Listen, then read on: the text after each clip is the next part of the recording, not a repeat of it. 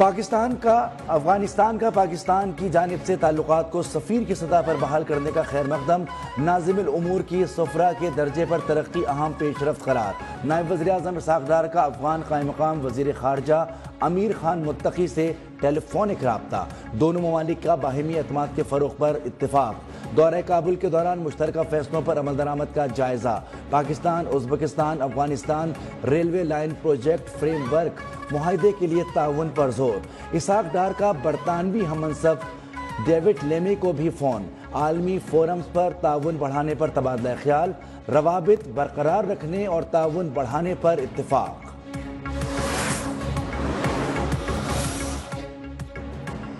پاکستان نے جنگی میدان میں نئی تاریخ رقم کی، دوبارہ جنگ مسلط کی تو پہلے سے زیادہ اور بڑے سرپرائز دیں گے، صدر آصف زرداری کا بھارت کو پیغام۔ وزیر اعظم شہباز شریف سے ملاقات میں گفتگو، بھارت سے سیز فائر کے بعد کی صورتحال پر تبادلہ خیال۔ وزیر اعظم نے صدر کو غیر ملکی دوروں پر اعتماد میں لیا، کہا پوری دنیا پاکستان کی جنگی مہارت کی معترف ہو گئی۔ پاکستان کی چین، ترکیہ، آذربائیجان سے دوستی نئے باب کا آغاز ہے، عالمی سطح سے موقف کی حمایت ہی ہماری اصل جیت ہے۔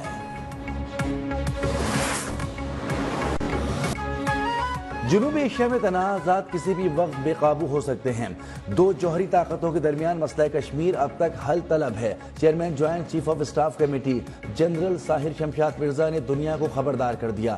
سنگاپور میں شینگریلا ڈائیلاگ کے دوران خطاب میں کہا کہ آزاد دنیا کے رکھوالوں نے خود عالمی قوانین کو پامال کیا، طاقت اور مفاد اصولوں سے بالاتر ہو گئے، استحکام صرف شراکت داری سے آ سکتا ہے۔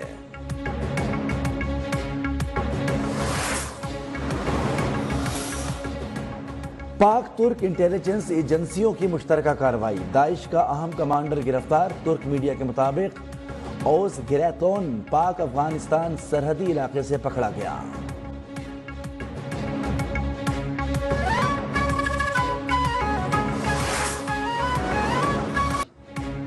ہمیں پاکستان اور بنگلہ دیش کی علیحدگی کے درد کا مداوع کرنا ہوگا، دونوں ملکوں کو مزید قریب لانے کی ضرورت ہے۔ صدر آصف زرداری کا پاک بنگلہ دیش کرکٹ ٹیموں کے اعزاز میں استقبالیہ سے خطاب، کہا میں نے پاکستان اور بنگلہ دیش کو علیحدہ ہوتے دیکھا، لیکن نوجوان نسل اس درد کو نہیں سمجھ سکتی۔ دونوں ملک قدرتی وسائل سے مالا مال ہیں، عوام کی خوشحالی کے لیے اقدامات کرنے ہوں گے۔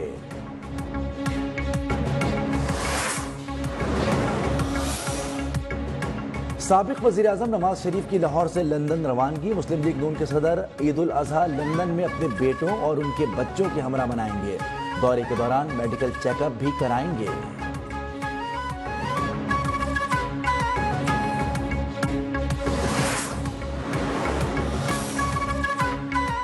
راجہ پرویز اشرف کا الیکشن کمیشن سے سمڑیال ضمنی انتخاب میں مبینہ دھاندلی کا نوٹس لینے کا مطالبہ، کہا مختلف مقامات پر ہمارے کارکنوں پر تشدد کیا گیا، 50 بندے لے کر انتخابی عمل خراب کرنا قابل برداشت نہیں۔ غیر جانبدارانہ الیکشن تک سیاسی نظام اور اسمبلیاں مضبوط نہیں ہوں گی۔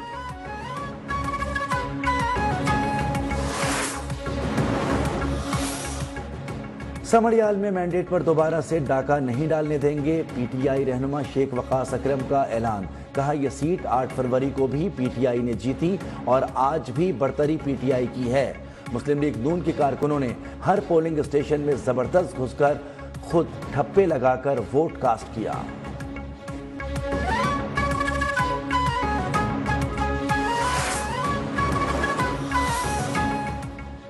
پی ٹی آئی سرکس واپس آ چکا، وہی پرانا اسکرپٹ، جھوٹ، ڈرامہ اور نان اسٹاپ واویلا۔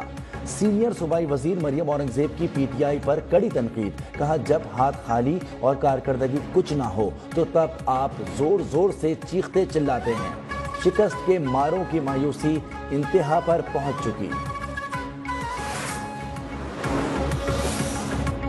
وزیر اعلیٰ کے پی کا تمام سرکاری اسکولوں میں 100% فرنیچر فراہم کرنے کا فیصلہ، کہا سرکاری اسکولوں میں کوئی بھی بچہ فرش پر نہیں بیٹھے گا، اگلے مالی سال کے دوران سرکاری اسکولوں کے ہر بچے کو فرنیچر کی فراہمی یقینی بنائی جائے، تدریسی معیار کو بھی بہتر بنانے کے لیے خصوصی پروگرام شروع کرنے پر اعلان۔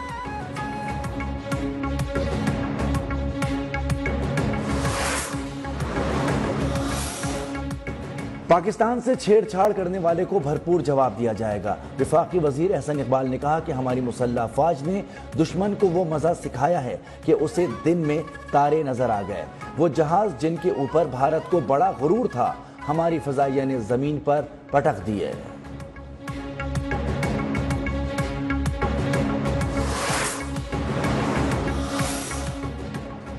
بھارت کی اصلیت اب دنیا کے سامنے آ چکی۔ کشمیریوں کے حقوق کے سوا ہمیں بھارت سے کوئی بات نہیں کرنی۔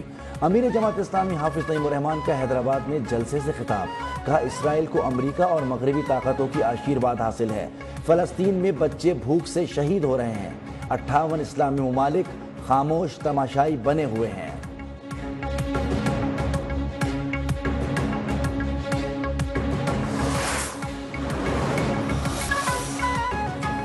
کراچی میں زلزلے کے جھٹکے، شدت 3.6 ریکارڈ۔ زلزلہ پیما مرکز کے مطابق زلزلے کی گہرائی 10 کلومیٹر ریکارڈ کی گئی۔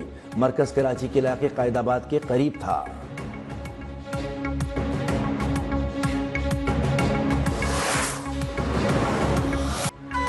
عید قربان سے قبل آخری اتوار مویشی منڈیوں میں خریدار ہی خریدار، ہر کوئی من پسند جانور گھر لانے کے لیے تیار۔ قیمتوں پر خوب بحث و تکرار، گھروں پر لائے گئے جانوروں کی بھی خوب آہو بھگت۔